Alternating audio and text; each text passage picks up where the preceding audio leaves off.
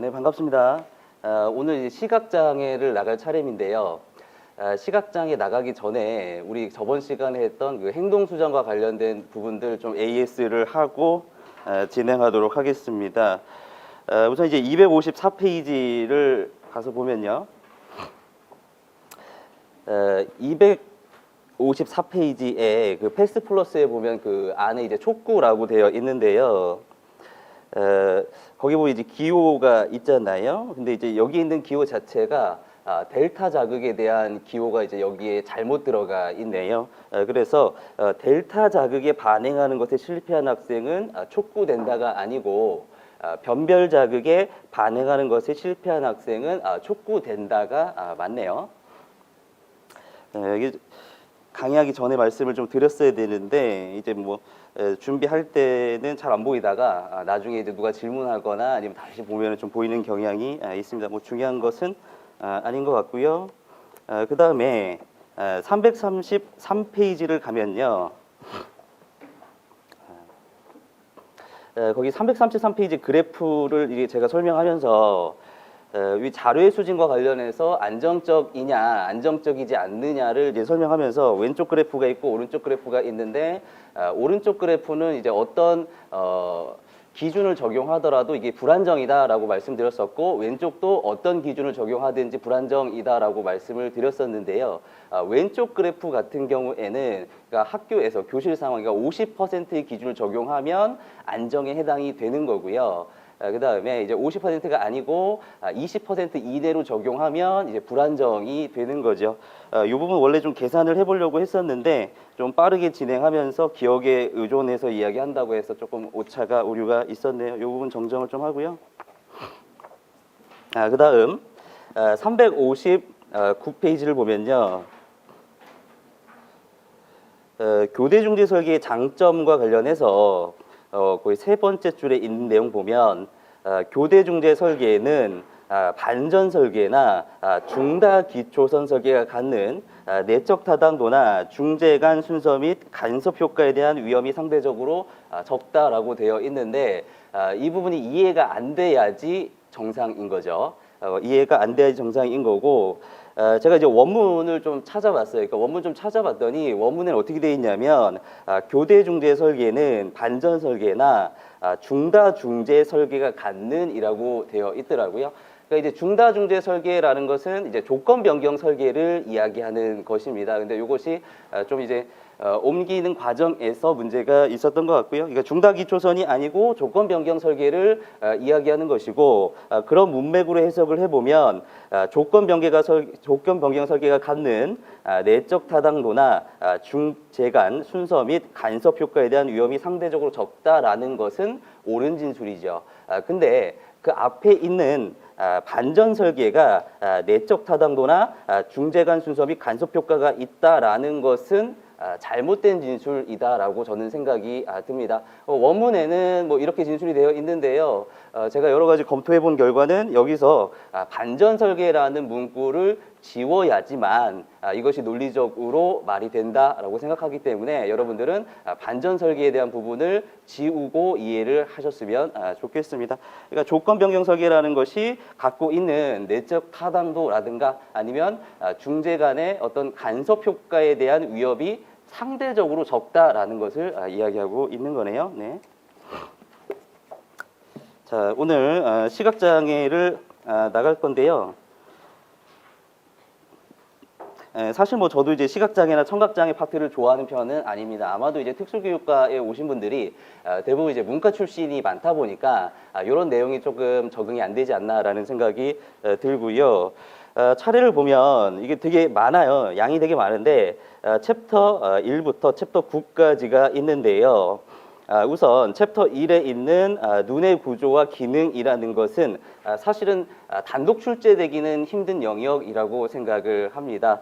그럼에도 불구하고 이제 이런 것들이 챕터 3에 있는 안질안별 교육적 조치와 조금 연결해서 쉽게 이해될 수 있는 부분에 바탕이 되지 않나라는 생각이 들어서요. 너무 이 부분을 자세하게 공부할 필요는 없는데 기본적인 구조 정도는 알고 가자라고 말씀을 드리고 싶고요. 챕터 2에 있는 뭐 시각장애 이해 이런 것들은 별로 중요한 영역도 아니고요. 챕터 4에 있는 시각 능력 검사도 중요한 영역은 아닙니다. 중요한 것이 이제 보행 훈련과 관련된 부분들이 중요한데요.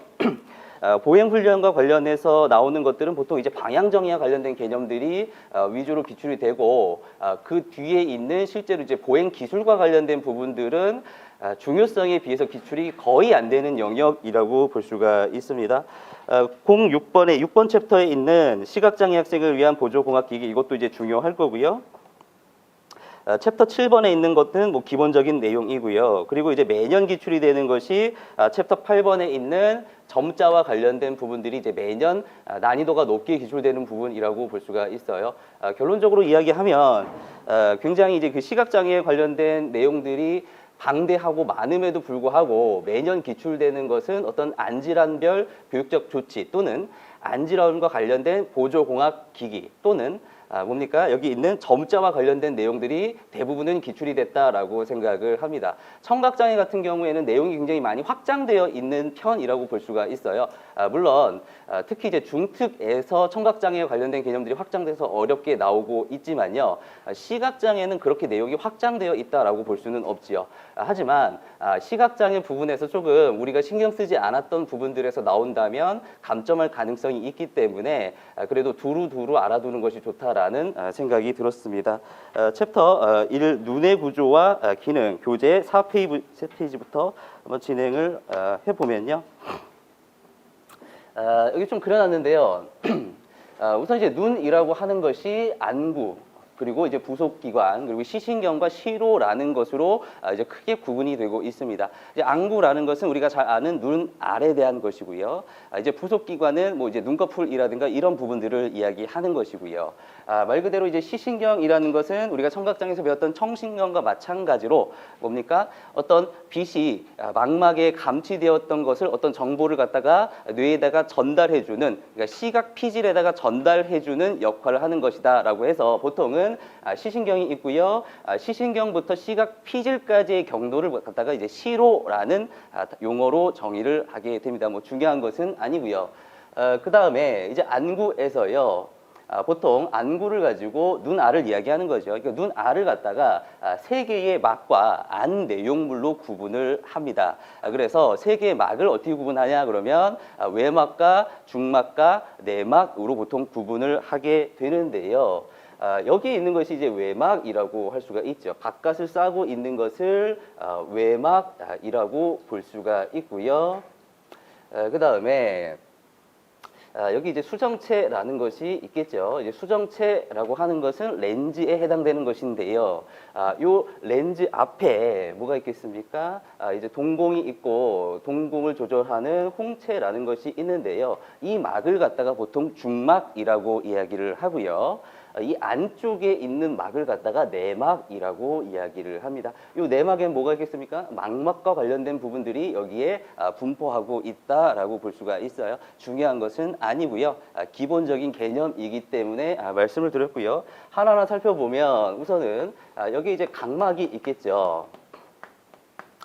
각막이라는 것은 우리가 잘 알고 있고 보통 뭡니까? 라식 수술을 할 때 각막을 깎아내게 되지요. 각막을 깎아내서 굴절률을 조정하게 된다라고 볼 수가 있는데요. 결국은 빛이 들어왔을 때의 어떤 굴절률을 갖다가 조정하는 것이 각막의 역할이라고 볼 수가 있습니다. 물론 이 수정체도 굴절률을 조정하게 되지만 각막에서도 1차적으로 굴절률을 조정하는 역할을 하게 된다라고 볼 수가 있습니다. 그 다음 여기 뭐가 있습니까? 약간 이제 근육과 같이 홍채라고 하는 부분들이 있는데요. 자, 이제 홍채가 무엇을 조절하냐 그러면 동공을 조절한다라고 볼 수가 있어요. 동공이 너무 넓네요. 동공을 조절한다. 우리가 눈을 봤을 때 까만색으로 보이는 그 부분을 이제 동공이라고 하는데 동공이 스스로 커졌다 작아졌다 하는 것이 아니고요. 여기 있는 홍채가 수축하거나 이완함으로 인해서 동공이 커졌다 작아졌다 하는 역할을 하게 된다라는 겁니다. 어떨 때 동공이 커지겠습니까? 빛을 많이 받아들여야 될 때 동공이 커질 것이고요. 빛을 감소시켜야 될 때 동공이 작아질 것이다라고 했다라고 이야기할 수가 있겠죠. 그럼 각막은 아까 뭐 했다? 굴절과 관련된 부분들을 했다라고 한다면 홍채는 뭡니까? 명암과 관련된 부분들을 조절하게 된다라고 하는 것입니다. 자, 그럼 여기 뭐가 있냐면 이제 수정체라고 하는 것이 있지요. 수정체. 이제 수정체라고 하는 부분들이 있고요. 기본적으로 렌즈에 해당되는 부분이라고 볼 수가 있고 이것도 어떤 굴절을 담당하는 역할을 하고 있다라고 볼 수가 있어요. 그럼 수정체가 스스로 뭡니까? 자신의 부피를 넓히거나 좁히거나 하느냐? 이것은 아니죠. 스스로 볼록하게 하거나 오목하게 하는 것은 아니고요. 여기 붙어 있는 이 모양체와 관련된 부분들이 이것을 조절한다라고 볼 수가 있습니다. 모양체가 이런 것들을 조절하게 된다라고 볼 수가 있어요. 똑같죠. 동공은 홍채가 조절하고 수정체는 모양체가 조절하게 된다라고 보는 거지요. 자, 그리고 이 수정체 앞에 이 공간들이 있지 않습니까? 이 공간을 이제 방수라는 것이 채우게 되는 거죠. 또 이 뒤에 있는 공간을 뭡니까? 뭐 유리체 또는 초자체라고 하는 그 액체가 채운다라고 볼 수가 있어요. 이것을 갖다가 방수, 수정체, 유리체를 갖다가 안내용물이라고 부르는 겁니다. 안내용물이 세 가지가 있는데 방수가 있고 수정체가 있고 그리고 유리체 또는 초자체라고 하는 부분들이 있다라고 하는 겁니다. 방수는 조금 기억해 둘 필요가 있는데요. 방수라는 것은 앞에 있는 각막에 영양분을 제공하거나 또는 노폐물을 제거하거나 또는 제일 중요한 기능인 안압을 조절하는 역할을 한다라고 볼 수가 있어요. 그렇기 때문에 안압을 조절하는 것에 실패하게 된다면 많은 문제들이 있을 수가 있지요. 저도 이제 안구 건조증이 있어가지고 병원을 자주 가는 편인데요.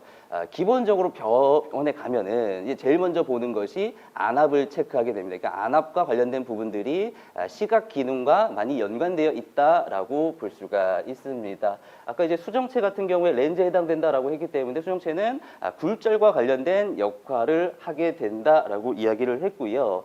특히 수정체가 굴절과 관련된 역할 중에서 원근과 관련된 역할을 조절을 하고 있다라고 생각을 하시면 됩니다. 원근과 관련된 조절을 하고 있다라는 거죠. 그 다음에 이제 유리체 같은 경우에는 약간 이제 젤 형식의 어떤 그 안구의 모양을 유지할 수 있게끔 여기에 있는 내용물이라고 생각을 하시면 되겠습니다. 제일 중요한 게 뭡니까? 여기에 있는 망막과 관련된 부분이라고 볼 수가 있지요. 망막과 관련된 부분. 그러니까 망막이 어떤 한 지점에 있는 것은 아니고요. 망막이 내막에 넓게 퍼져 있는 부분이라고 볼 수가 있지요. 그럼 빛이 들어오면 이것을 갖다가 이 망막에서 감지하는 기능을 하고 있는 거죠. 그 망막에서 감지한 다음 어떻게 될까요? 망막에서 감지한 다음에는 여기 있는 시신경을 통해서 시각 피질에 있는 시로를 통해서 시각 피질까지 정보가 전달되게 돼서 뇌에서 해석하게 된다라고 이해를 하시면 되겠습니다. 그런데 망막의 중간 정도에 보면 뭐가 있냐면요. 이 정도에 보면 황반이라는 곳이 있고요. 황반이라는 부분이 있고요. 황반의 중심에 살짝 들어간 부분들이 있는데요. 이것을 갖다가 중심와라고 이야기를 합니다. 이런 구조들을 갖고 있고요. 여러 가지 구조 중에서 그래도 제일 중요한 것은 망막이라고 할 수가 있지요. 보통 망막에는 뭐가 있냐면 이제 광수용체라는 것이 있는데요. 광수용체. 여기에는 이제 두 가지로 나눌 수가 있겠죠. 우선은 이제 추체라고 하는 것과 그다음에 이제 간체라고 하는 것으로 나눌 수가 있지요. 추상체 또는 뭐 간상체, 추상세포 또는 간상세포 또는 우리가 얘기했듯이 줄여서 추체 또는 간체라고 이야기를 하고 있습니다. 이것이 이제 기출이 된 포인트지요. 추체와 간체 역할해야 된 부분이 2016년도에 기출이 된 포인트라고 할 수가 있는데요. 추체라는 것은 대부분 망막의 중심부에 있다고 볼 수가 있고요. 간체라고 하는 것은 주변부에 있다고 볼 수가 있지요. 자 그러면 망막이 이렇게 있으면 추체는 보통 이쪽 부분에 모여있을 가능성이 있는 거고요. 간체는 어떻습니까? 대부분 주변부에 몰려 있을 가능성이 많은 거죠. 그럼 망막의 중심에 있는 중심와에는 대부분 추체 위주로 들어가 있을 가능성이 높다라고 볼 수가 있겠습니다. 그러니까 결국에는 추체라는 것이 중심부에 있기 때문에 어떤 중심 시력과 관련된 역할을 하게 되는데요. 여기에서는 색각이라든가 아니면 시력과 관련된 부분들을 관장하게 되는데 시력 중에서도 어떤 시력을 이야기하냐면 어떤 글을 읽는 거와 관련된 조금 세부적이고 구체적인 시력에 대한 부분을 여기서 담당하고 있다고 볼 수가 있습니다. 칸체는 이제 주변의 움직임 같은 것을 감지하는 거고요. 주변의 움직임. 추체에 보통 이제 그 시력을 갖다가 중심 시력이라는 용어로 표현하는데 그 중심 시력에 해당되는 시력이 보통 어느 정도 되느냐 그러면 1.0 정도 해당이 된다 그래요. 그러니까 우리들이 많이 사용하는 시력이 여기에 해당된다라고 볼 수가 있는 거고요. 간체는 뭡니까? 뭐 0.05에 해당이 된다라고 이야기를 하고 있습니다. 그러니까 결국에는 주변 시력 또는 주변 시야를 활용한 시력은 굉장히 낮다. 단순히 주변에 있는 어떤 움직임을 감지하는 용도로만 사용하게 된다라고 볼 수가 있겠죠. 마지막으로 제일 중요한 추체라는 것은 명소시라고 이야기를 하고요. 간체는 암소시라고 이야기를 하지요. 명소시라는 것은 무엇입니까? 이 추체라는 것이 밝은 조명 하에서 활동을 하게 된다라는 것을 이야기하는 것이고 여기 간체가 암소시라는 것은 낮은 조명에서 활동을 하게 된다라는 것을 이야기하는 거죠. 만약에 간체에 문제가 있다라고 그러면 무엇이 발생하겠습니까? 야맹증이라는 것이 발생할 수가 있다. 그러니까 어떻습니까? 우리가 어두운 곳에 순간적으로 갔을 때에 조금 시간이 지나면 그 어두운 밝기에도 불구하고 그것에 적응하게 되는데 간체에 문제가 있다면 뭡니까? 이런 그 적응하는 데에 어려움이 있을 수밖에 없기 때문에 야맹증과 같은 것들이 발생할 수 있다라고 볼 수가 있는 겁니다. 이 기본적인 구조고요. 이 광수용체 같은 경우에는 중요하고요. 앞으로 나오는 어떤 그 안질환과 관련된 원리를 이해하는데도 이것이 많이 역할을 한다라고 볼 수가 있겠습니다. 교재를 보면서 조금 더 설명을 해보면요. 우선 이제 뭐 기본적인 내용들은 다 설명을 했고요. 이제 9페이지에 보면은 이번에 눈 부속 기관이 있는데요. 이게 사실은 지금 패스워드 플러스가 시각장애가 이제 굉장히 디테일하게 표현이 되어 있고요. 또 굉장히 구체적이고 심화적인 내용들이 많이 들어가 있어요. 그래서 강론서를 뭐 강론서하고 비교될 수는 없지만 강론서가 시각장애 강론서들이 몇 개가 없습니다. 이제 이만수 교수님이 쓰신 책이 있고 박순희 교수님이 쓰신 책이 있고 그리고 이건 뭐 많이 보는 책은 아니지만 예전에 출판됐던 이혜균 교수님이 쓰신 책이 있고 또 최근에 많이 기출되었던 정인욱 복지재단에서 나왔던 책들이 있는데요. 우선 기본적인 내용들은 여기에 다 들어있다고 보고 또 정인욱 복지재단에서 나왔던 좀 심화적인 개념들도 여기에 다 있다라고 보시면 됩니다. 그래서 청각장애도 그렇긴 하지만 시각장애는 보다 심화된 내용들을 여기 싣고 있다라고 이해를 하시고요. 그 앞부분에 보면 굉장히 이게 디테일하게 설명되어 있는데요. 이것을 몽땅 다 외울 필요는 없다라는 생각이고요. 제가 설명한 정도, 어떤 기능하고 있고 이것이 무엇이다 정도, 이름이 익숙한 정도만 이해를 하셨으면 좋겠습니다. 9페이지 보면 이제 눈 부속 기관에는 이제 안와라고 하는 뭡니까? 7개의 뼈로 둘러싸인 공간이 있고요. 그 다음 눈꺼풀이 있고 결막이 있고 뭐 눈물기관 이런 것들이 있대요. 별로 중요하지 않습니다. 10페이지에 있는 외악은 정도는 조금 알아둘 필요가 있는데요. 말 그대로 이제 외안근이기 때문에 이것은 뭡니까?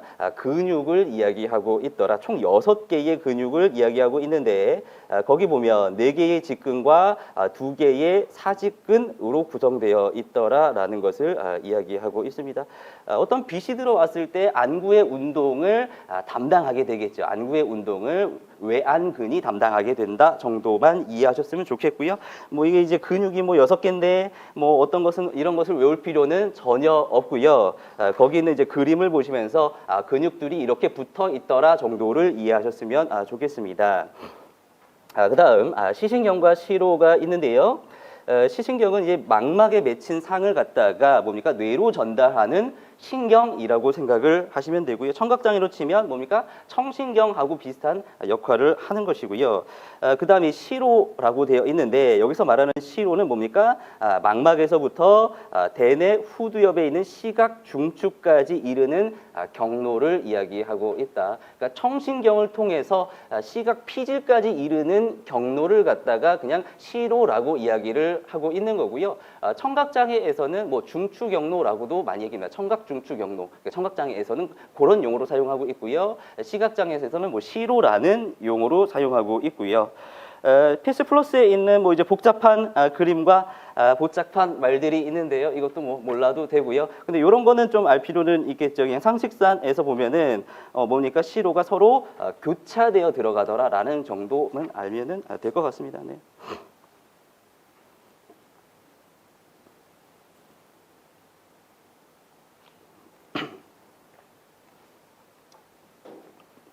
아, 12페이지 패스워드 2 시각장애의 이해. 별로 중요한 내용은 아니고요. 뭐 기출된 적은 거의 없다라고 생각을 하시면 됩니다. 우선 시각에 관한 점이 기본적으로 시각이 있고 시지능이 있고 시기능이 있고 시효율이 있다라고 보여 있네요.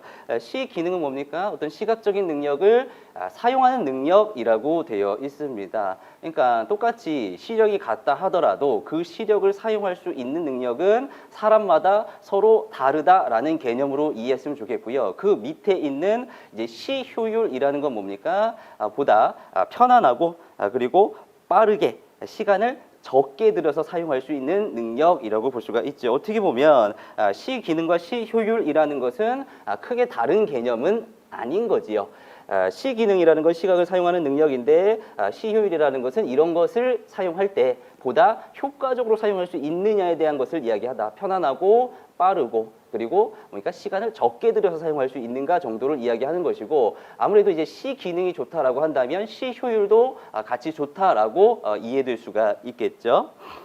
그 다음 13페이지에 있는 시각의 분류에 대한 것들 이것도 시험과 관련해서 기출된 적은 없는데요. 한 번 정도 뭐 읽어보거나 아니면은 용어를 개념하는 용어를 갖다 정리하는 측면에서 한번 정리해 볼 필요는 있다라는 생각이 듭니다. 한번 읽어보시고요.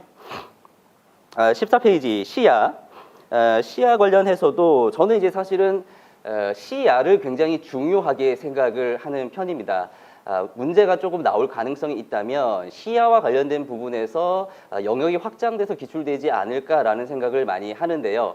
예상외로 기출이 많이 되지는 않았습니다. 하지만 앞으로는 많이 될 가능성이 있다라고 저는 생각을 하고요. 시야의 분류 보면 우선 이제 단한 수직시야, 단한수평시야, 양한수평시야 이렇게 되어 있는데요. 단한수직시야라고 하는 것은 눈에서 뺨까지의 범위가 140도 정도다. 이건 뭐 별로 중요하지 않고요. 단한수평시야, 시선을 한 점에 고정했을 경우에 약 뭐 150도다. 양한수평시야, 두 눈을 가지고 한 점을 주시했을 때 범위가 약 180도다라고. 근데 이제 두 눈이 겹치는 범위가 120도다. 뭐 요 정도인데요. 중요한 것은 아니라고 생각을 합니다. 거기 보면 그 밑에 이제 활용 가능한 시야의 범위에 따른 최적의 읽기 조건이라고 되어 있는데 이것이 2015년도에 이제 기출이 되었다라고 볼 수가 있어요. 이따가 이 부분이 이제 계속 나올 텐데 한번 읽어보면 중심 시야를 상실한 아동이라고 되어 있지요. 중심 시야를 상실한 아동, 주변 시야를 활용하여 읽기를 할 때는 글자를 확대하는 것이 도움이 된다. 그러나 글자의 확대가 읽기 속도까지 도움을 주는 것은 아니다라고 이야기를 하고 있네요. 왜 그렇습니까? 이제 중심 시야가 안 보인다. 이게 중앙이 안 보인다라고 한다면 글자를 키워서 주변 시야로 볼 수 있도록 해야 된다라는 것이 기본적 개념이고요. 또 중심 시야가 상실된 경우에는 중심 시야에 암점이 있는 경우가 많기 때문에 글자를 키웠을 때 그 암점의 영향이 최소화될 수 있다라고 볼 수가 있죠. 그러니까 암점이 이만한데 글자 크기가 요만하다 그러면 암점에 가리지 않겠습니까? 근데 글자 크기를 키운다라고 한다면 암점이 가리더라도 그 주변에 있는 글자를 볼 수 있다라는 정도로 이해를 하셨으면 좋겠고요. 그다음 주변 시야를 상실한 아동. 그러니까 주변 시야를 상실한 아동은 뭡니까? 가운데에 있는 어떤 이 중심 시야만을 갖고 보게 된다라고 볼 수가 있지요. 중심부의 시력은 섬세한 시각 기능을 담당하며 이제 읽기와 관련된 이런 것들을 이야기하는 거고요. 일반적으로 평균 1.0 정도의 시력을 가진다. 이처럼 비교적 우수한 시력을 가진 부분을 활용하여 읽기를 할 때는 뭐다? 굳이 글자를 확대시켜 줄 필요가 없다. 결론적으로 이야기하면 중심 시야를 주로 사용하는 학생 같은 경우에는 확대할 필요가 없다. 그러니까 확대경도 필요가 없겠죠. 이런 부분들이 이제 기출이 됐었고요. 오히려 확대된 글자는 아동의 시야를 더 좁게 하여 읽기를 방해할 수 있으므로 주의해야 된다라고 하는 거죠. 자, 여기 보시면 시야가 이제 중심 시야라고 보면 지금 이 동그라미 안에 있는 시야로만 보는 거죠. 그러려면 이 안에서 글자를 확대해 보면 어떻습니까? 시야가 좁아지겠죠. 글자가 커지면서 시야에 꽉 차게 되는 효과가 발생되기 때문에 글자를 굳이 확대할 필요가 없는 거고, 단지 중심 시력을 활용해서 글자를 잘 볼 수 있게만 해주면 된다라고 이해하시면 됩니다. 가장 기본적인 내용이니까요. 15페이지 보면 이제 색각이라고 되어 있는데요. 색각은 어디다? 망막의 추체세포가 담당하게 된다. 추체세포가 담당한다. 근데 아까 명수능 상태에서만 가능하다라고 되어 있지요. 밝은 조명에서 이런 것들을 구분할 수 있다라는 뜻이겠네요. 네. 그 다음에 시각 이해를 위한 접근 가로 1번에 보면 지각에 대한 이해가 있는데요. 이것을 뭐라 그럽니까? 보통은 이제 시지각이라고 이야기를 하고요. 시지각 또는 지각이라고 한다면 인지적인 활동보다는 조금 낮은 수준의 활동이라고 생각을 하시면 되고요. 우리가 많이 봤죠. 뭐 어떤 뭐라 그러죠? 그림을 주고 그런 그 그림의 왜곡을 통해서 왜곡돼서 보이는 거, 이런 것들을 보통 이제 시지각에 대한 부분이라고 생각을 하시면 되겠죠. 옛날에 뭐 그런 거 많이 했었죠. 매지가이 같은 것들 많이 했었습니다. 이런 것들이 다 시지각을 왜곡시키는 그런 기술들을 사용한 것이다라고 보고요. 16페이지에 보면 지각 이해를 위한 접근이 있는데요. 한번 뭐 읽어보시고요. 중요한 것은 아니라고 생각을 합니다. 17페이지 시각장애의 정의 가로 1번 장애인 복지법의 시각장애 등급표를 이야기하고 있고요. 총 6급으로 나누고 있습니다. 그런데 여기 보면은 단순히 시력뿐만이 아니고 시야와 관련된 부분들도 진단 기준으로 사용하고 있더라. 뭐 기본적인 내용이고요. 이게 2015년도 12월 현재 기준입니다. 그래서 만약에 여러분들이 어떤 특정 강론서를 본다면 그 강론서에 있는 내용과 여기에 있는 내용이 서로 다를 수가 있겠죠. 그러니까 최신판으로 암기를 하셔야 될 것 같고요. 기본적으로 이제 장애인복지법에 있는 기준 정도는 암기를 해야 될 것 같아요. 그러니까 이것을 갖다가 뭐 가로놓기 한다던가 이렇게 나오진 않을 것 같은데요. 옛날에 이제 객관식 시험에서 예를 들어서 이 학생이 시각장애 몇 급이다라고 정보를 주고 이런 정보를 활용해서 문제를 푸는 문제들이 나왔습니다. 물론 서답형 시험에서 이런 문제가 나오기는 어렵다고 생각하는데요. 가능성이 있기 때문에 이것은 암기를 해두자라고 말씀을 드리고 싶고요. 또 장애인 등에 대한 특수교육법의 정의가 되어 있는데요. 보통 이제 장특법에 있는 어떤 장애의 정의를 잘 암기를 안 하시더라고요. 보통 이제 기출이 되었던 것 위주로 암기하시는데요. 제 생각에는 이것도 기본적인 내용으로 계속 기출이 될 수가 있기 때문에 시각장애뿐만이 아니고 다른 장애 영역도 이것을 암기할 필요가 있다. 한번 읽어보면요. 시각계의 손상이 심하여 시각 기능을 전혀 이용하지 못하거나 보조공학기기의 지원을 받아야 시각적 과제를 수행할 수 있는 사람으로서 시각에 의한 학습이 곤란하여 특성의 광학기구, 학습 매체 등을 통하여 학습하거나 촉각 또는 청각을 학습의 주요 수단으로 사용하는 사람이라고 되어 있는데, 시기능이 어렵거나 또는 시기능이 어렵기 때문에 어떤 보조기구의 도움을 받아야 되는 사람이라고 정의하고 있습니다. 뭐 특별히 어려운 것은 아니네요. 자, 18페이지에 있는 패스워드 3, 안질환에 따른 교육적 조치를 나가도록 하겠습니다. 이 안질환을 이제 예를 들어서 손상된 시각 기준으로 해가지고 나눠놓은 것이 거기에 나와 있는데요. 우선은 뭐 이것을 다 외울 필요는 없을 것 같은데요. 아무래도 안질환과 관련된 부분들을 공부하다 보면 이런 안질환이 어느 부위의 손상으로 발생하는가에 대한 것을 자연스럽게 알게 될 거고요. 어렵게 나온다면 이런 것들을 연계하는 문제들도 나올 수 있다라고 생각이 듭니다. 첫 번째 있는 것이 이제 원추광막이라고 되어 있는데요. 원추라는 것은 이제 원뿔이라는 의미로 이해하셨으면 좋겠습니다. 그러니까 원추광막, 원뿔광막이라는 것은 어떻습니까? 각막이 거기 사진에 있듯이 원뿔 모양으로 되어 있다라고 하는 거지요. 어떻습니까? 각막이 앞으로 돌출되어 있다라고 볼 수가 있어요. 이건 왜 그러냐라고 하면은 각막의 중심부가 서서히 얇아지기 때문에 거기에 있는 내용물들이 앞으로 돌출되려고 하는 증상이라고 볼 수가 있습니다. 그래서 보통 어떻게 됩니까? 나중에는 각막이 파열될 경우에 시력을 잃게 된다라고 이야기하고 있고 그로 인해 발생하는 것이 뭡니까? 근시와 난시를 이야기하고 있네요. 자, 여기 보면 이제 원추각막이라고 했기 때문에 이렇게 튀어나왔겠죠. 각막이 튀어나왔고요. 보통 이것이 망막이라고 한다면 어떻습니까? 망막의 상이 여기에 맺혀있겠죠. 일반적이라면. 여기에 맺혀야 되는데 근시라는 것은 망막의 상이 앞에 맺히는 겁니다. 그러니까 여기에 맺히는 겁니다. 왜 그렇겠습니까? 보통 일반인의 안구라고 한다면 여기까지의 범위라고 볼 수가 있는데 이 앞이 더 튀어나와서 길이가 길어진 거죠. 길이가 길다 보니까 뭡니까? 상이 망막에 가서 맺히는 게 아니고 그 앞에 맺히더라라고 이야기하는 겁니다. 그것을 갖다가 근시라고 이야기하는 거고요. 우리가 이제 많이 헷갈리는 것이 근시냐 원시냐라고 했을 때 어떤 것이 더 잘 보이느냐 이런 부분 좀 헷갈리더라고요. 기본적으로 알아야 될 개념은 뭐다? 근시라고 했을 때 거기서 말하는 근시라는 것은 망막보다 앞에 상이 맺혔기 때문에 그것을 근시라고 이야기를 하는 거고요. 그렇기 때문에 근시라는 것은 가까이에 있는 것을 못 보는 것이 아니고 가까이에 있는 사물은 잘 보고 반대로 멀리 있는 사물은 못 보는 현상을 이야기한다라고 볼 수가 있어요.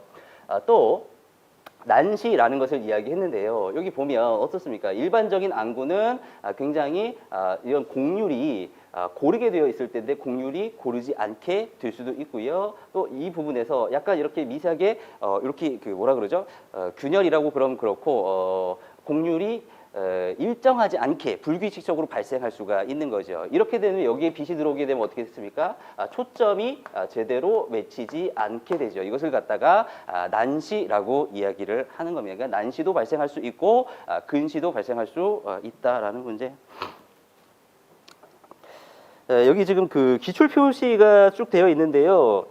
조금 이제 혼동하지 말아야 되는 게 뭐냐면은 이 기출 표시가 핵심 개념으로 기출된 곳에만 기출 표시가 있는 것이 아니고요. 예를 들어 제시문에 같이 언급되어 있는 안질환도 다 여기에 표시가 되어 있는 겁니다. 보통 안질환과 관련해서 문제가 나올 때 어떻습니까? 학생 이름을 주고요. 그러니까 A도 주고 B도 주고 C도 주고 쭉 안질환을 써주고 A와 관련돼서 문제를 낸다던가 보통 아니면 어떤 증상을 주고 이거와 관련된 학생의 이름을 써라. 보통 이런 식으로 문제를 내게 되는데요. 그러니까 A와 관련해서 문제를 푸는 것이 아니고 B와 C가 관련 있는 안질환도 여기다 기출 표시를 해 놓은 겁니다.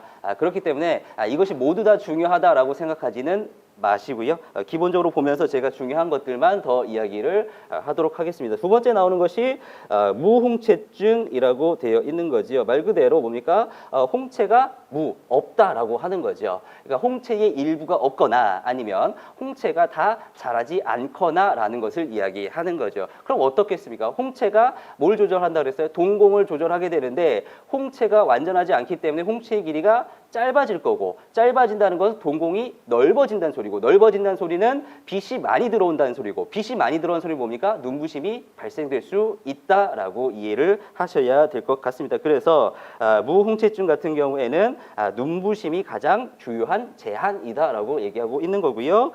교육적 조치를 한번 보면 뭡니까?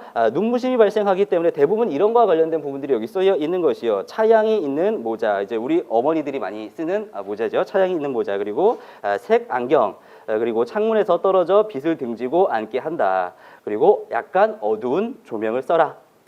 근거리 작업을 하는 동안 눈의 피로나 두통, 불쾌감이 나타나기 때문에 10분 정도 쉬도록 한다라는 건데요. 이건 뭐 어떤 안질환이나 공통적으로 해당된다라고 볼 수가 있고요.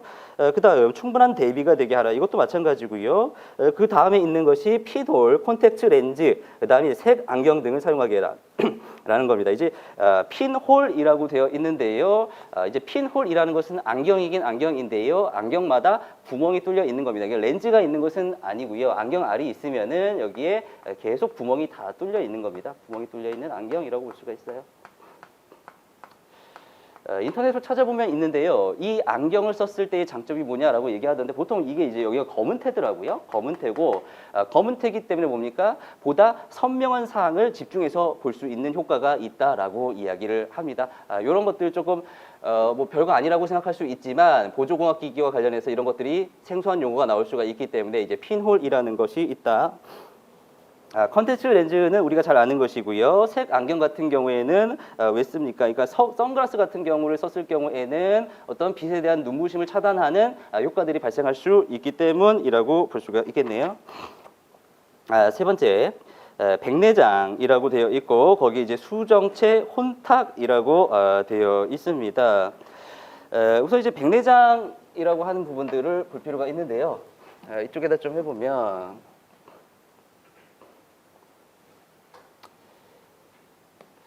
이게 눈이라고 생각을 하면요.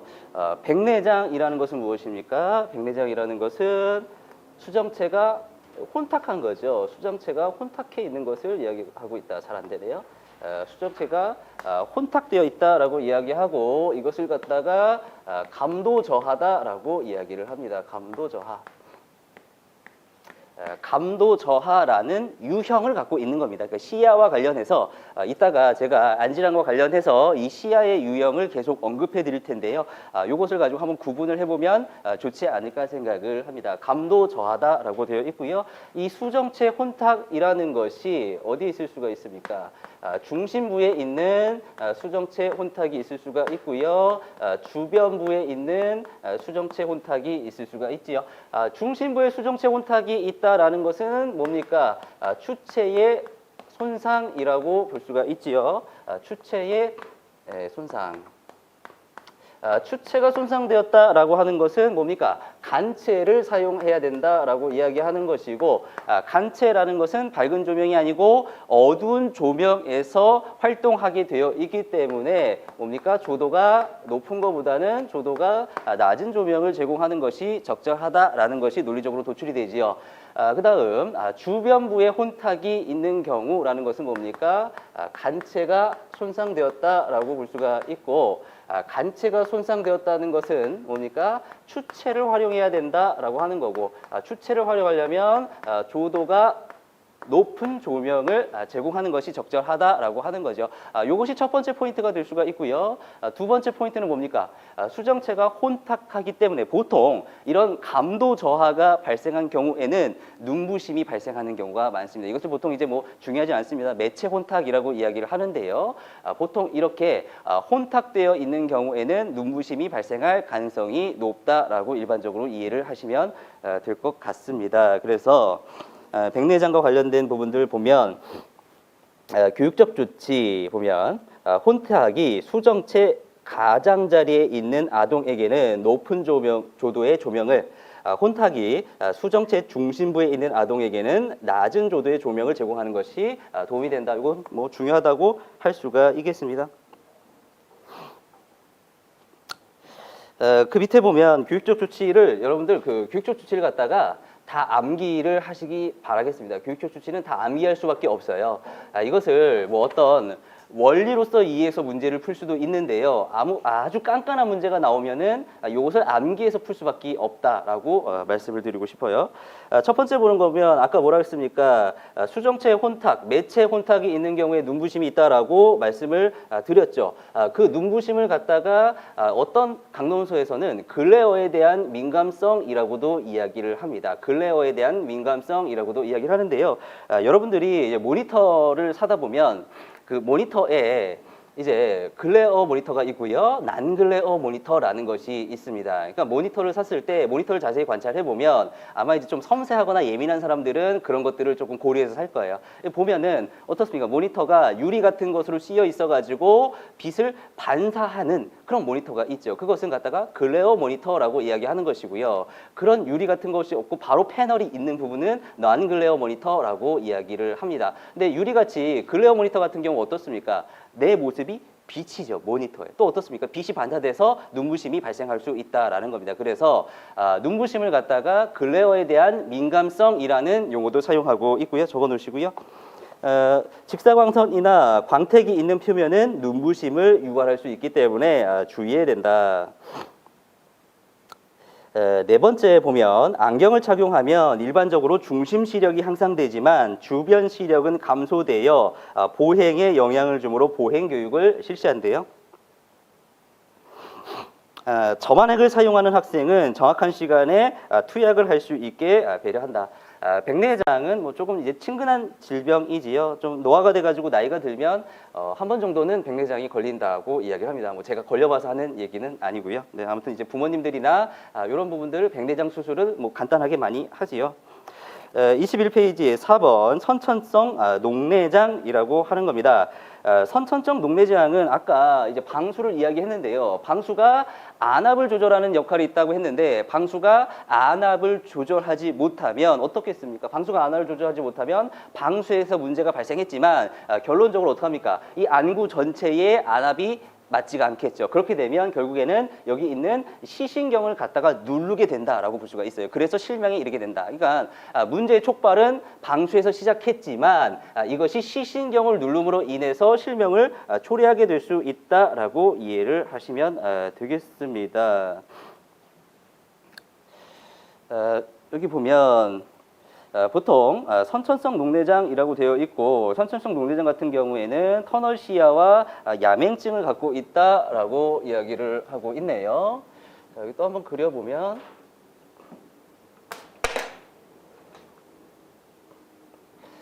터널 시야다라고 되어 있어요. 터널 시야라는 것은 뭐입니까? 터널에서 어떤 사물을 보듯이 이 주변은 보이지 않는 거죠.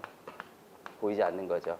그러면 중심 시야는 보인다라고 볼 수가 있습니다. 그래서 뭡니까? 터널 시야를 갖고 있고 그럼 중심부를 사용해야 되기 때문에 어떻게 뭘 사용합니까? 추체라는 것을 사용하게 되겠죠. 그럼 간체는 손상되겠죠. 그럼 간체가 손상됐기 때문에 어두운 곳에서는 제대로 볼 수가 없다. 이것을 갖다가 뭐라 그럽니까? 야맹증이라고 이야기를 했었죠. 야맹증이 발생한다. 기본적으로 터널 시야를 갖고 있으면 야맹증이 온다라는 것을 공식적으로 이해를 하시기 바랍니다. 무조건 터널 시야가 있으면 야맹증이 따라오게 된다라고 이해를 하셨으면 좋겠고요. 이런 시야의 유형을 갖다가 협착이라고 이야기를 합니다. 협착이라고 이야기를 하고요. 이 협착의 유형은 지금 본 녹내장도 해당이 될 수가 있고요. 망막색소 변성증이라고 하는 것도 이 협착의 유형에 해당이 될 수가 있겠습니다. 그러니까 이런 원리들을 조금 이해하면 교육적 조치를 잘 모르더라도 아니면 헷갈릴 때 이런 부분들을 적용할 수가 있겠네요. 그죠? 네.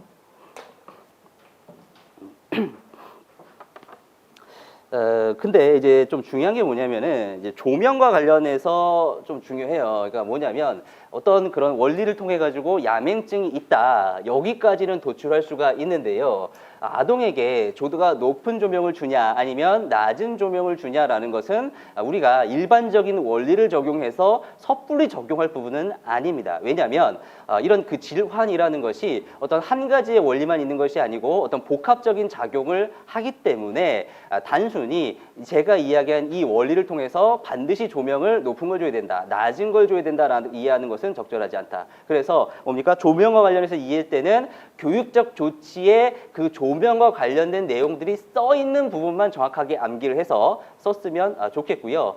일반적으로 어떻게 합니까? 아동에게 어떤 조명과 관련 같은 것들을 제공할 때는 조명 평가라는 것을 해서 아동에게 적합한 조명 수준이 뭔지를 보통 판단해서 여러 가지 환경이라든가 아동의 상태라든가 이런 것들을 충분히 고려해서 선택하는 것이지 반드시 이렇다라고 하는 것은 아닌 겁니다. 그래서 거의 패스 플러스에 보면 녹내장 아동을 위한 조명 조절이라고 되어 있는데요.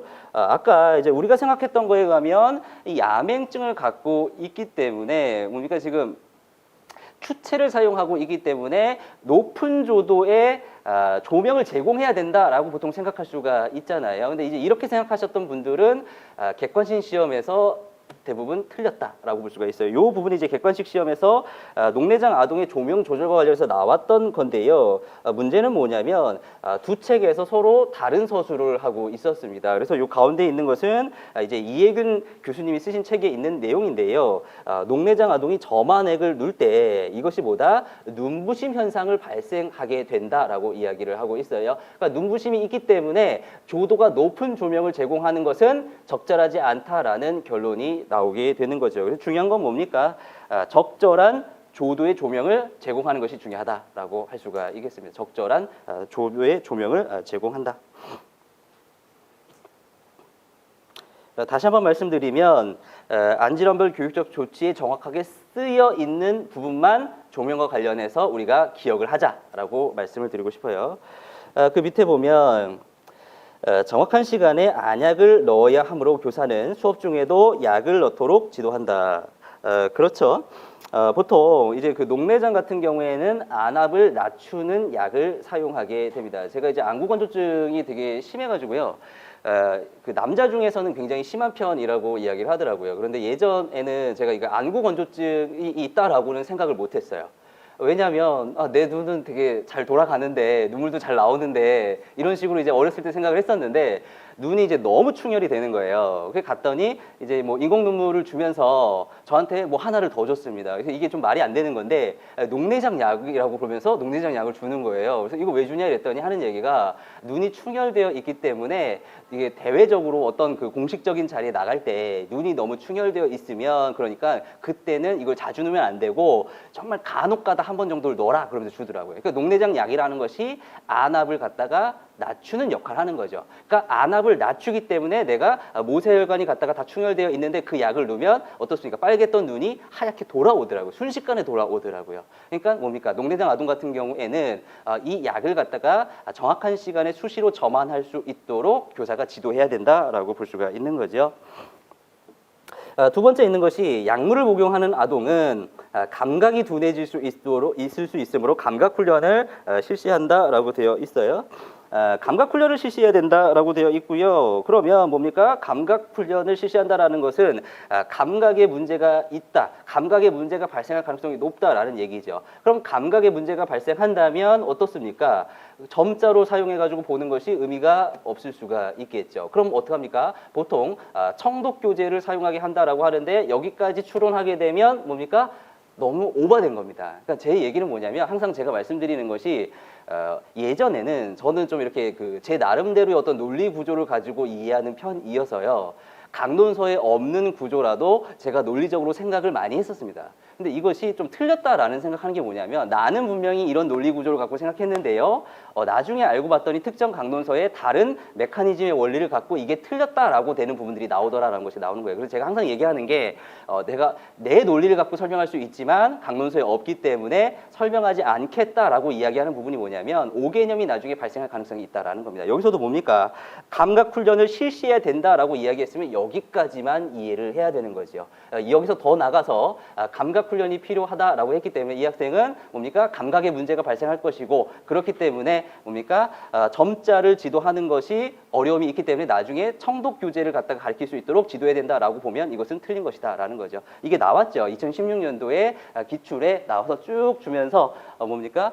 그것을 골라라라고 했는데 보통 한 명이 해당이 딱 되는데 요것도 여기에 해당되는 안질환으로 있던 거예요. 그럼 두 개 중에 뭡니까? 정확하게 서술되어 있는 것만 골랐어야 되는데 그중에서 여기에 있는 선천성 녹내장도 체크한 사람들이 있었던 거죠. 근데 항상 뭡니까? 서술되어 있는 그 정확성의 범위 내에서만 이해를 하자라고 말씀을 드리고 싶어요. 물론 해당이 될 수도 있어요. 내가 모르는 어떤 메커니즘이나 이런 것들이 다른 논문에 기록되어 있다든가 그럴 수도 있는데 우리는 정확하게 강론서에 기반해서 답을 쓰는 것이기 때문에요. 또 출제를 할 때는 저는 저는 이게 믿기지는 않습니다만 기본적으로 그 강론서 3개에 공통적으로 서술이 되어 있어야 된다라는 기준이 있다고 합니다. 저는 좀 이해가 안 되는 부분이 많을 때도 있거든요. 왜냐하면 어떤 거 찾아보면 이거는 진짜 출처가 없는데 도대체 어디서 기출한 것인가 라고 얘기해보면 강론서 3개, 그것이 뭐 번역본이든 아니면 그냥 우리나라로 번역되지 않는 외국의 책이든 아니면 한참 전에 30년 전의 책이든 그렇다라고 해요. 그렇기 때문에 논문이든 간에 결국에는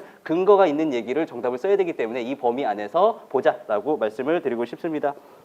세 번째, 독서를 할 때 읽던 줄을 놓치는 경우가 많으므로, 그렇죠, 터널 시야를 갖고 있기 때문에 타이포스코프라든가 마커를 사용하도록 한다라는 거예요. 이제 타이포스코프라고 되어 있는 것을 이제 우리가 많이 들어봤는데요. 실제로 본 사람은 없지요. 근데 제가 검색을 해봐도요, 설명만 있지 실제로 본 사람은 없더라고요. 근데 설명을 토대로 제가 한번 재구성해 보면 타이포스코프라는 것이 이렇게 되어 있고 이 안에 한 줄을 읽을 수 있도록 구멍이 뚫려 있겠죠. 뚫려 있는 형태를 갖고 있고요. 아마 이제 그 설명에 의하면 여기는 검은색으로 되어 있다고 합니다. 그래서 검은색으로 되어 있어서 대비가 잘 될 수 있는 효과를 갖고 있고 뭡니까? 읽던 줄을 놓치지 않게 하는 효과를 갖게 된다라고 생각을 하시면 되겠습니다.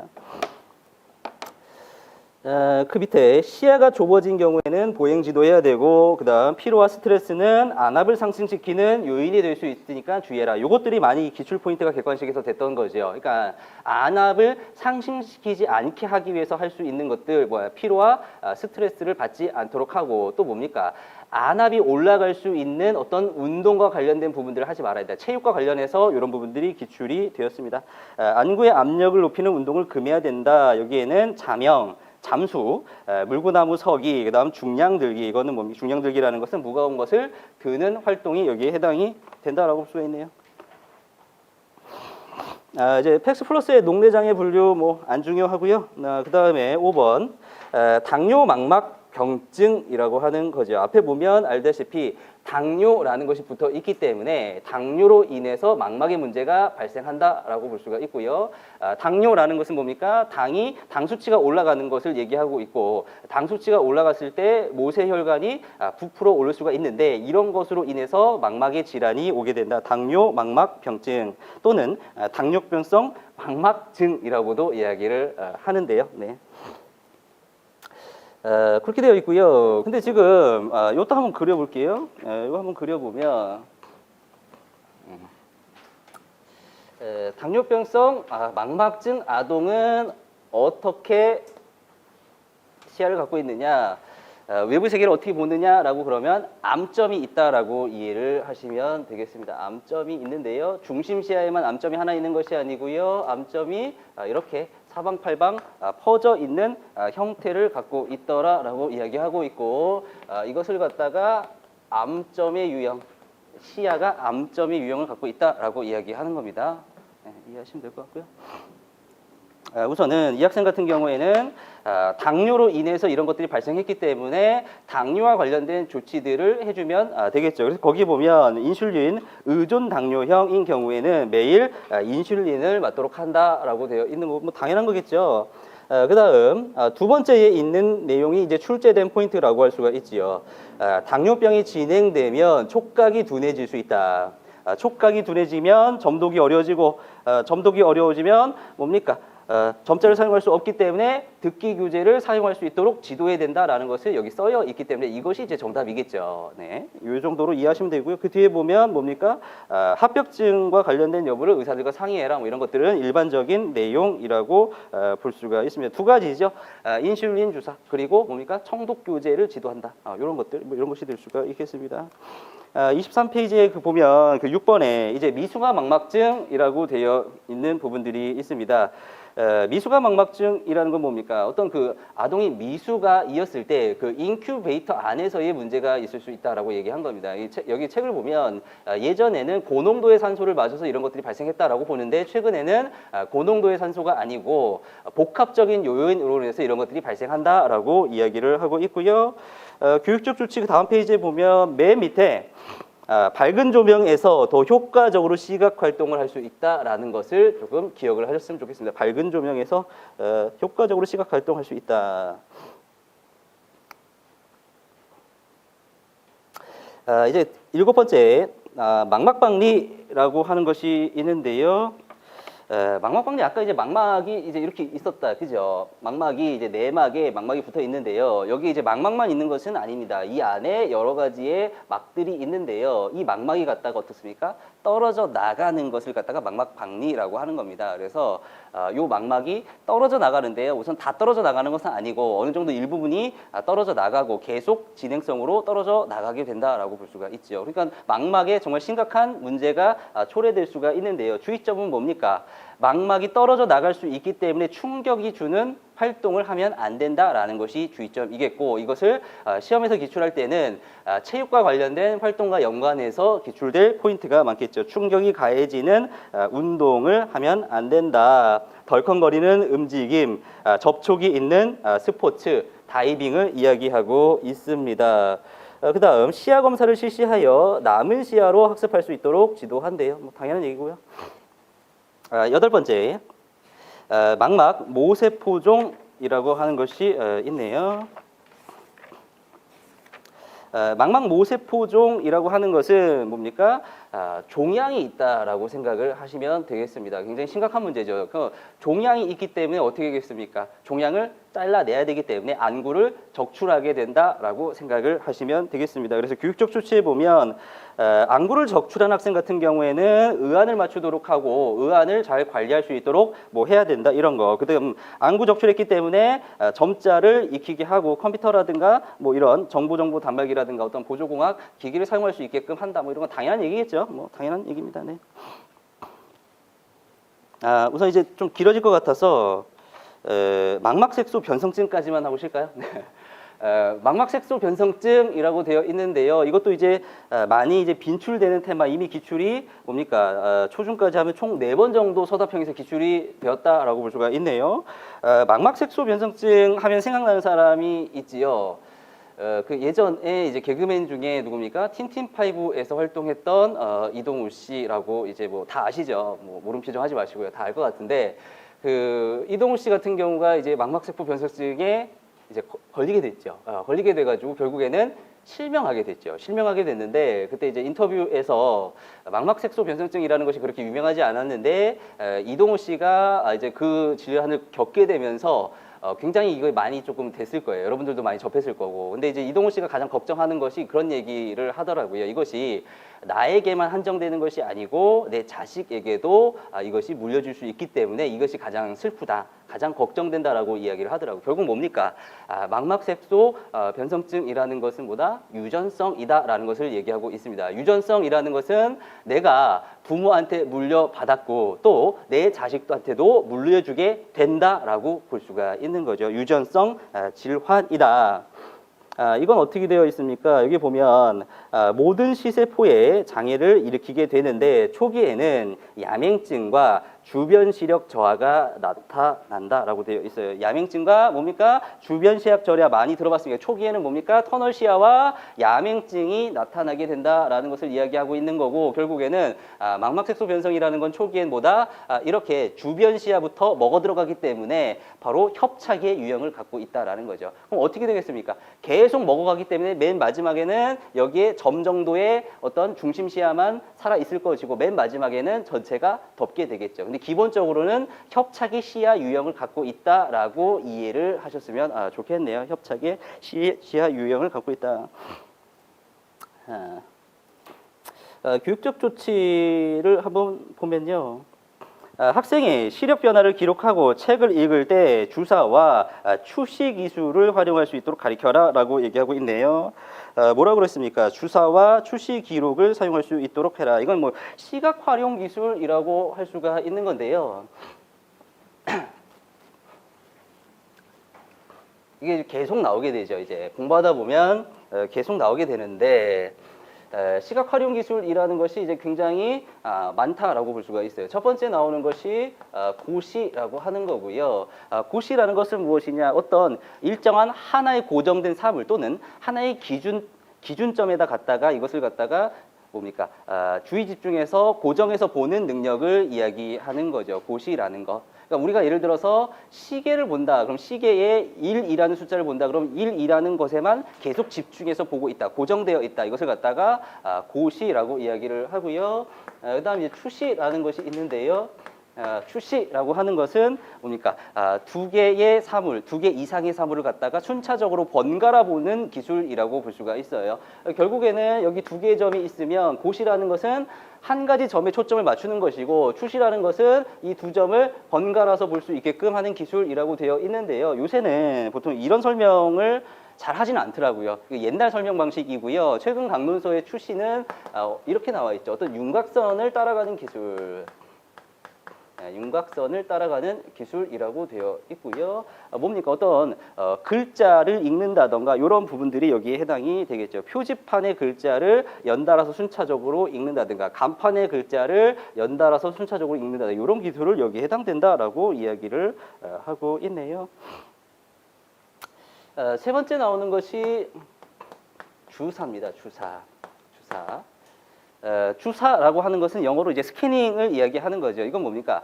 다수의 사물, 다수의 고정되어 있는 것을 갖다가 쭉 스캐닝한다라고 생각을 하시면 되겠습니다. 쭉 살펴보고 내가 필요한 정보를 갖다가 찾는 능력이라고 이야기하고 있고요. 구체적인 예로는 이제 운동장을 주로 얘기를 합니다. 예를 들어서 운동장을 쭉 조망해서 쭉 스캔을 하다가 그 중에서 거기에 있는 뭐 골대를 갖다가 뭐 주목한다든가 이런 것들을 이야기하고요. 또 무엇을 이야기하냐면 전화번호부 같은 것을 예로 들죠. 뭐 최근에는 전화번호부라는 것이 이제 없는데요. 예전에는 있었다고 하고 또 뭐 공중전화에서도 매달려 있었다고 하고 저희 어머니는 스마트폰이 있음에도 불구하고 아직도 뭡니까? 전화번호부를 찾는데 전화번호부의 전체적인 그 글자들 갖다 스캐닝을 하다가 쭉 내가 필요한 정보를 갖다가 거기다가 딱 고정시켜야 되는 기술을 갖다가 주사 스캐닝이라고 이야기를 하고요. 그다음 추적이라는 것이 있고요. 추적이라는 겁니까? 움직이는 어떤 대상물을 갖다가 쫓아가면서 보는 기술을 이야기하는 거죠. 주로 예를 들면 마우스 포인트를 갖다가 쫓아가면서 본다든가 아니면 버스가 이제 움직일 때 그 버스의 그 번호표를 본다든가 뭐 이런 것들이 주사 기술에 해당이 되는 거고요. 중심 외보기. 이건 말 그대로 중심이 아닌 중심 외로 보는 기술이라고 볼 수가 있죠. 방금 이 협착의 유형 같은 경우에는 협착의 유형이 아니겠네요. 예를 들어 가지고 중심 시력이 만약에 손상되어 있다라고 생각을 해봅시다. 그럼 중심 시력, 중심 시야가 손상되어 있다는 것은 주변 시야로 봐야 된다라고 하는 거죠. 그럼 주변 시야로 보려면 중심으로 보면 안 되고 중심 외에, 중심 근처에 있는 것들을 봐야 되는 거잖아요. 이것을 갖다가 중심 외보기라고 하는데 보통은 머리나 몸을 살짝 돌려가지고 보는 기술을 중심 외보기라고 이야기를 하고요. 더 해봅시다. 이제 폭주라고 하는 것이 있는데요. 폭주는 다가오는 사물을 보는 기술이라고 할 수가 있어요. 폭주 기관차 이렇게 연상하시면 될 것 같아요. 다가오는 사물을 갖다가 보는 기술이라고 할 수가 있고요. 반대로 멀어지는 사물을 보는 것을 계산이라고 이야기를 합니다. 계산이라고 이야기한다. 폭주, 계산. 고시, 추시, 주사, 추적, 중심의 보기, 폭주, 계산인데요. 주로 언급되는 것이 뭡니까? 추시와 주사가 이제 주로 여기서 이제 언급이 되고 더 언급되면 고시, 뭐 이런 중심 외보기도 자주 언급되는 거 이렇게 되고 요새 이제 폭주와 계산은 거의 언급이 안 되는데요. 전반적으로 다 알아두셨으면 좋겠다라고 생각이 듭니다. 그 밑에 보면 필기를 할 때 굵고 진한 선이 그려진 종이와 검정색 사인펜을 사용하도록 한다. 이거 왜 그렇습니까? 줄을 잊어버리지 않도록 하기 위함인 거고요. 세 번째도 별표를 좀 해놓으시면 좋은데요. 이따가 뭐 그 시야와 관련해서 보다 자세하게 설명할 거지만요.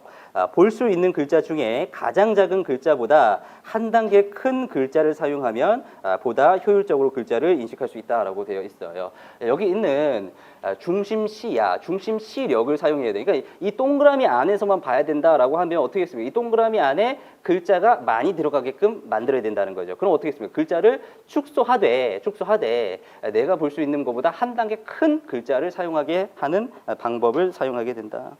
이걸 뭐라 그런다? 이제 중심 시력을 효율적으로 사용하기 위한 것이라고 보시면 되겠고요. 그게 이제 그 밑에도 되어 있네요. 그 밑에 있는 내용도 같은 내용을 진술하고 있고 그 다음 얘기하는 것이 노란색 아세테이트지를 덮어서 대비를 올려준다.